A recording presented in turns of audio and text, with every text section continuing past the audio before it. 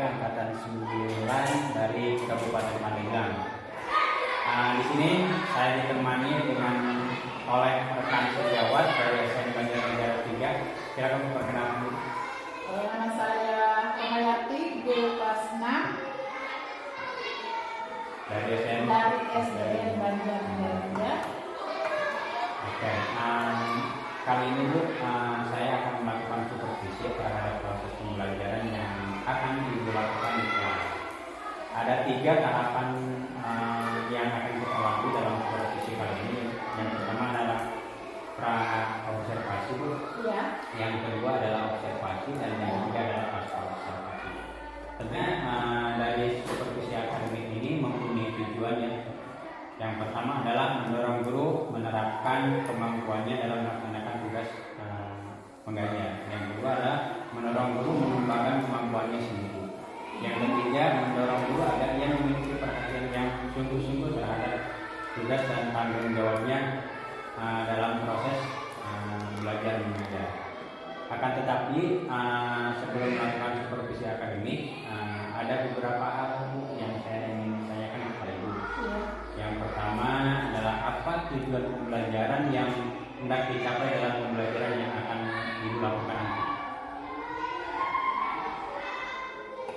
Jadi pembelajaran yang akan dicapai nanti, kita mempersiapkan alat peraga dan video, karena dengan menggunakan alat peraga itu anak-anak bisa mengamati secara mandiri, jujur dan bertanggung jawab. Peserta didik dapat menjelaskan taksiran luas lingkaran, terus mereka juga dapat menghitung luas lingkaran dan menggunakan untuk menyelesaikan masalahnya. Jadi mungkin tujuannya itu adalah menjelaskan ya taksiran luas lingkaran atau mengatur luas lingkaran serta menggunakan untuk menyelesaikan masalah dalam proses pembelajaran. Dari itu Ibu juga mempersiapkan alat-alat peraga ya, mulai dari video pembelajaran, terus PowerPoint dan lain sebagainya. Terus pertanyaan yang kedua, Bu, area memang yang hendak dicapai dalam pembelajaran yang akan dilakukan seperti apa? Yaitu anak-anak dapat memperdalam pengetahuan murid tentang cara menghitung luas lingkaran dalam kehidupan sehari-hari misalnya. Jadi anak-anak di ini ya, pengembangan area yang hendak dicapai adalah anak-anak yang punya pengetahuan ya. Iya, pengetahuan Tentang cara menghitung luas lingkaran dalam kehidupan sehari-hari. Yang ketiga ini, strategi apa yang dipersiapkan dalam proses pembelajaran yang akan dilakukan nanti? Strateginya yaitu memberikan stimulus atau rangsangan untuk memanfaatkan perhatian pada materi pengetahuan saintifik,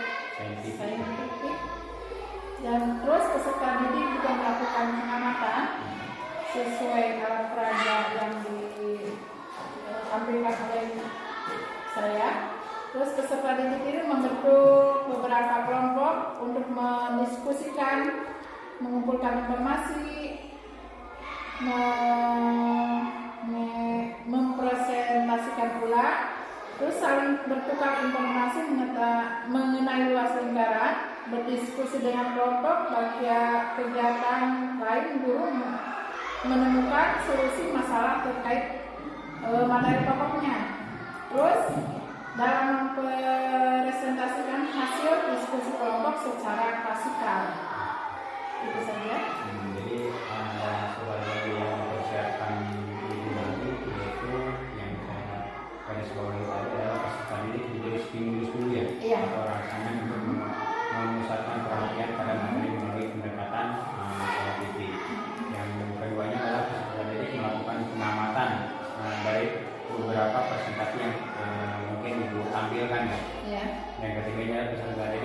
dalam beberapa kelompok untuk mendiskusikan, mengumpulkan informasi, mempresentasikan ulang, dan saling bertukar informasi mengenai luas pengkaran dan diskusi kelompok atau kegiatan lain guna menemukan solusi masalah terkait materi pokok.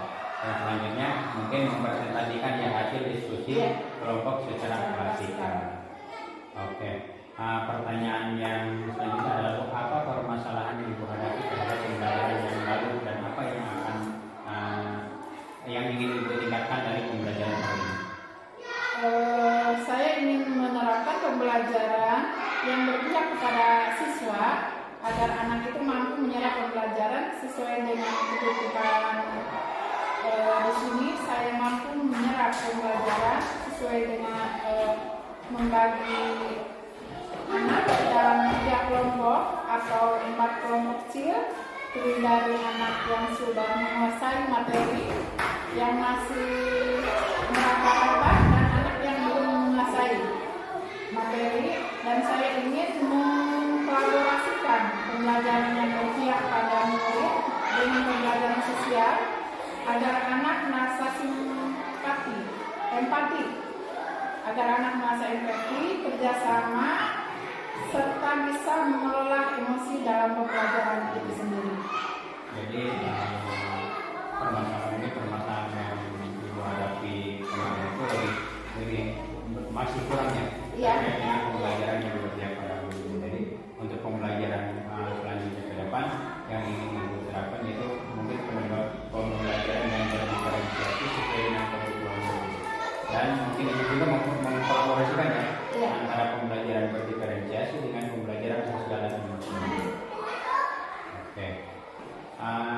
Kira-kira Bu, siapa rekan sejawat yang bisa Ibu ajak kerjasama dalam supervisi akademik ini? Yang bisa diajak kerjasama dalam supervisi ini ya yang pertama adalah ibu kepala sekolah dan rekan guru yang lainnya. Jadi mungkin ada yang dari rekan guru yang lainnya juga yang mungkin Ibu bisa ada kerjasama, tidak hanya kepala sekolah saja yang akan diajak kerjasama dalam proses supervisi. Kira-kira Bu, kapan Ibu mau siapkan supervisi akademik itu? Saya insya Allah akan mempersiapkan persiapan dari sekarang, dan supervisi akan dilakukan pada hari Sabtu lusa. Jadi misalnya ya, Ibu akan mempersiapkannya mulai mungkin dari sekarang ya, mulai dari membuat RKP, mulai dari yang lainnya, alat peraga, kemudian video pembelajaran dan lain sebagainya. Jadi supervisi akan dilakukan besar ya. Insya Allah.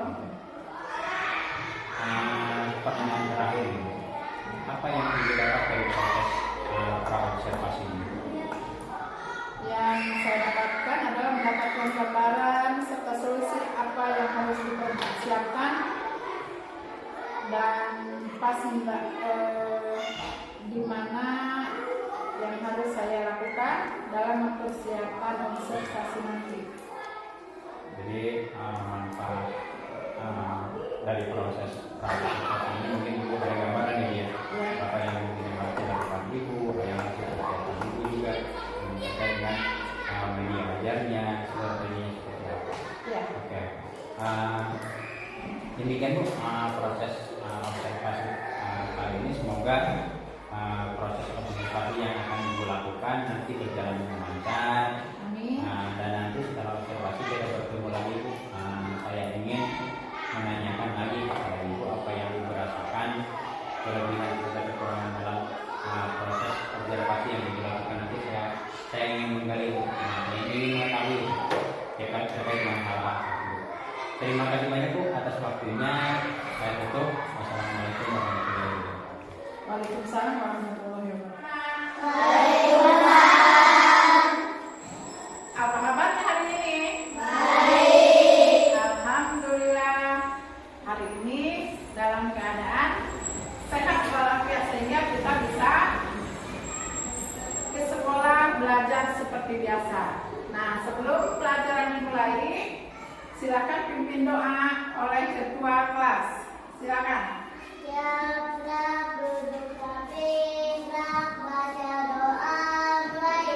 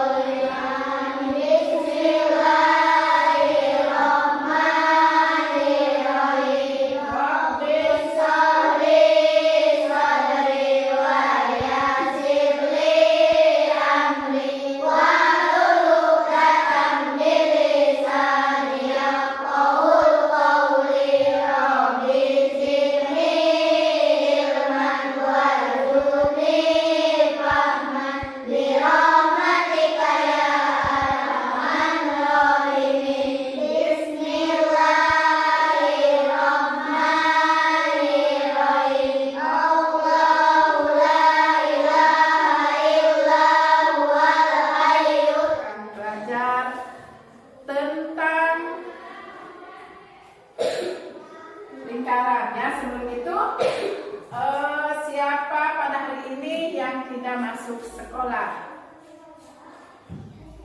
Kenapa tidak masuk sekolah? Ada yang sakit, ada yang apa? Anak-anak tadi pagi kira-kira sudah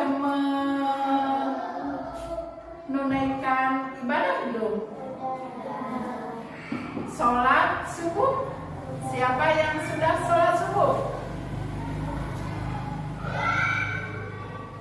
Siapa yang sudah mendoakan kedua orang tuanya? Bagus ya. Jadi setiap hari kita banyak yang kita lakukan kegiatan sebelum kita pergi ke sekolah. Kegiatan apa saja misalnya sebelum pergi sekolah, dari bangun tidur sampai ke sekolah. Coba apa saja yang dilakukan di sholat subuh. Nah, setelah sholat subuh membantu orang tua. Nah, kalau sudah selesai membantu orang tua, terus sarapan pagi. Kalau sudah sarapan pagi, berangkat ke sekolah, meminta doa kepada orang tua. Ya. Nah, kita mulai pembelajaran hari ini adalah lingkaran. Tujuannya adalah agar anak-anak semua bisa menafsirkan dan menghitung luas lingkaran. Yang mana lingkaran ini adalah banyak ada di sekeliling kita. Contohnya lingkaran itu yang berbentuk lingkaran itu apa saja? Jam dinding, terus roda, apa? Bola. Itu yang dikenal di lingkungan kita ya. Nah, anak-anak, misalnya ini menggunakan ini apa saja, ini adalah lingkaran.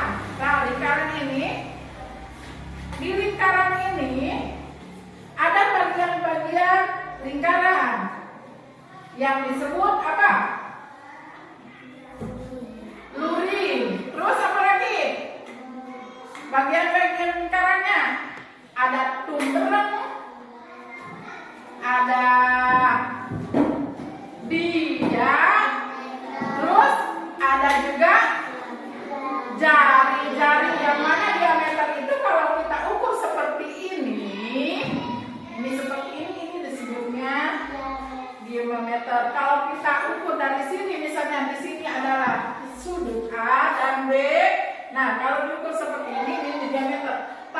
Tapi kalau kita ukur dengan setengahnya dari diameter, disebutnya adalah jari. Nah, diameter itu adalah ini adalah berbentuk lingkaran. Maka ini adalah lingkaran. Anggap saja ini adalah lingkaran. Lingkarannya ini ada berapa bagian? Ada 3 bagian. 3. Nah, kalau ditambah seperti ini, ke sini adalah 4 bagian. Berarti di sini adalah 3/4 ya. Karena misalnya seperempatnya udah yang ada di sini ya. Nah, kalau setengah dari lingkaran ini adalah seperti ini gambarnya. Ini adalah setengah. Kalau seperempat, berarti setengah dari sini, nih, setengah dibagi 2, itu namanya seperempat. Ya. Kalau dari seperempat ini dibagi 2 lagi, ini namanya 1/6. Ini 1/6. Nah, anak-anak, dari situ kita bisa melihat. Jadi jari-jari itu lingkaran ini seperti ini 3,4. Ini adalah jari-jarinya berapa? 10. Jari-jarinya 10. Kalau 10 dibagi 7 bisa nggak? Kalau tidak bisa dibagi 7 menggunakan rumus 3,14. Kalau menggunakan rumus 3,14 itu tidak usah dibagi lagi, tetap kita cuma dikali kalikan 3,14 kali 10 kali 10, ya. Siapa yang bisa ke depan? Tinggal 3,14 kali 10 kali 10. Betul nggak nanti jawabannya seperti yang Ibu tulis? Coba Sofi.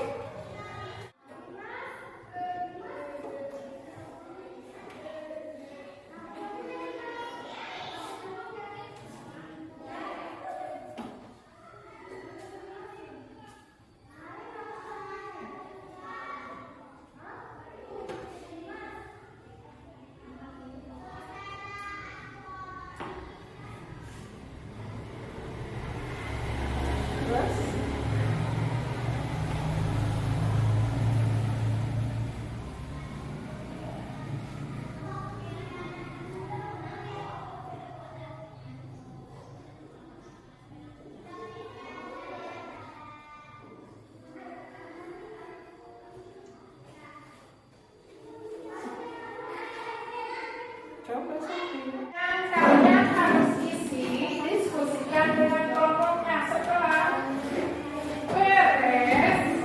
Sudah beres, nanti dipresentasikan di depan kelas ya. Masing-masing isi dari hasil dari luas lingkaran ini. Dan silakan kerjakan.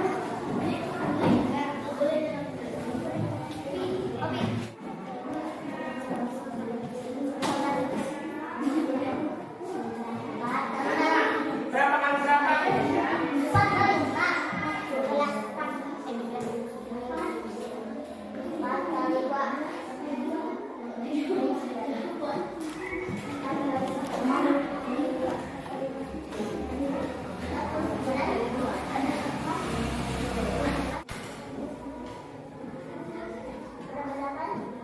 Bantu Iman Adit.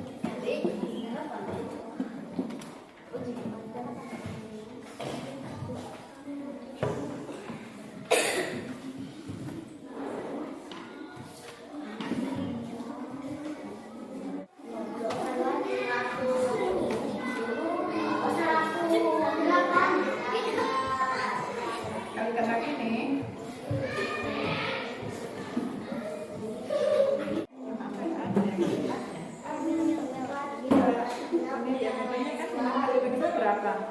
54 dibagi 2 berapa? Itu 22. Berapa? 54 dibagi 2. Luas 22/7 dikali 42 dikali 42. Luas sama dengan 924 dikali 42.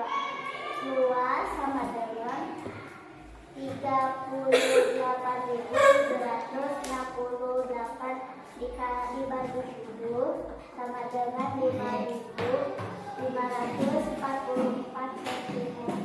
Berarti luas dari 40 dari 42 itu ada berapa? Luasnya ada 5.544 sama enggak? Sama. Ada yang menyalahkan?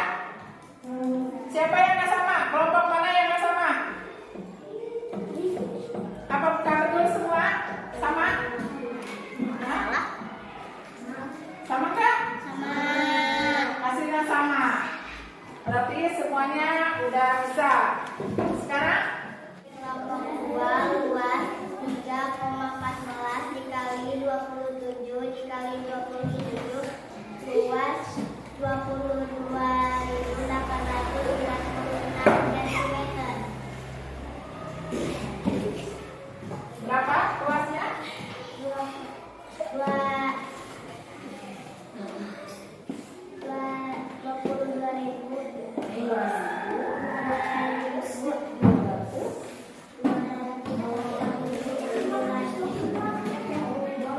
Jadi luasnya 2289 cm, 2289,06 cm. Betul kan? Sama? Semuanya sama? Itu adalah hasil dari sini masing-masing kelompok kumpulkan itu nanti ibu yang nilai. Assalamualaikum Bu. Waalaikumsalam. Bagaimana rasanya Bu setelah melakukan pembelajaran hari ini? Alhamdulillah lancar, bahagia, senang. Alhamdulillah ya, kegiatan pembelajarannya berjalan dengan baik sesuai dengan yang direncanakan. Seluruh langkah-langkah pembelajaran berjalan sesuai dengan rencana ya Bu ya. Iya. Oke Bu, pada kesempatan kali ini saya tidak bosan-bosan untuk bertanya kepada Ibu. Saya ingin mendengarkan apa yang dirasakan Ibu di saat proses pembelajaran tadi. Kira-kira apa yang menjadi hambatan atau kendala saat pelaksanaan proses pembelajaran tersebut? Yang pertama yaitu mengkondisikan anak dalam proses pembelajaran. Anak masih belum bisa dikondisikan. Terus anak-anak di kelompok itu tidak terima, jadi anak-anak itu ingin memilihnya sendiri. Padahal guru itu sudah mempertimbangkannya, mempertimbangkan dan memilih kelompok yang sudah guru lakukan. Oke, jadi masih ada hambatan terkait dengan pengelolaan anak ya, mungkin karena anak-anak itu masih belum terbiasa Ya. gabung antara yang satu dengan yang lain. Siap. Pertanyaan yang kedua ini, apakah Ibu sudah puas dengan pembelajaran yang Ibu lakukan? Kalau puas belum puas, karena untuk kedepannya kita masih menginginkan hal yang lebih baik lagi. Saya pribadi belum puas itu, misalnya pada hari ini bisa menyerap apa yang diajarkan, itu menurut saya sudah puas. Terus berarti tujuan pembelajaran hari ini sudah cukup tercapai. Jadi masih perlu adanya Ada. kalau ingin puas lebih ini lagi, lebih ada masih peningkatan. ada peningkatan, ada perbaikan lagi untuk kedepannya. Oke, jadi pertanyaan yang ketiga ini, Ibu, apa hal-hal positif yang telah Ibu lakukan selama proses pembelajaran? Saat memberikan motivasi bahwa anak itu harus menyampaikan sesuatu kepada orang lain, harus menggunakan bahasa yang baik dan bahasa yang sopan. Mungkin tidak semua anak juga mendengar yang bisa pandai dengan berbahasa Indonesia. Mungkin ada bahasa lokal tersendiri yang harus kita kait-kaitkan agar anak mudah paham gitu dalam proses pembelajaran. Ya, dalam proses pembelajaran memang ada campuran kita bahasa Indonesia dengan bahasa sehari-hari anak-anak. Tidak pakainya Bahasa lokal. ya. Oke. Ibu, pertanyaan yang keempat adalah apa yang akan Ibu ubah untuk pertemuan selanjutnya di pembelajaran di Insya Allah saya akan mempersiapkan bahan ajar dan membagi kelompok yang harus diuji supaya terciptanya pembelajaran yang berpihak pada peserta didik. Yang penting mungkin anak lebih nyaman ya. Anak lebih nyaman, anak lebih menerima lah ketika kalau misalkan kelompok dapat mereka sendiri kan anak itu lebih ekspresinya lebih keluar. Ya, kalau dari awal anak-anak sudah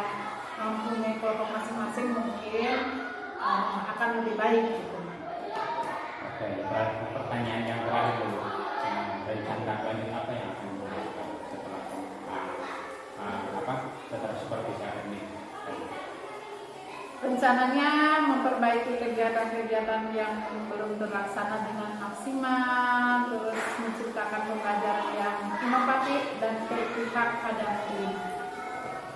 Kita akan lebih memperbaiki kegiatan-kegiatan ke depan ya. Iya, insya Allah nanti kedepannya akan lebih baik lagi.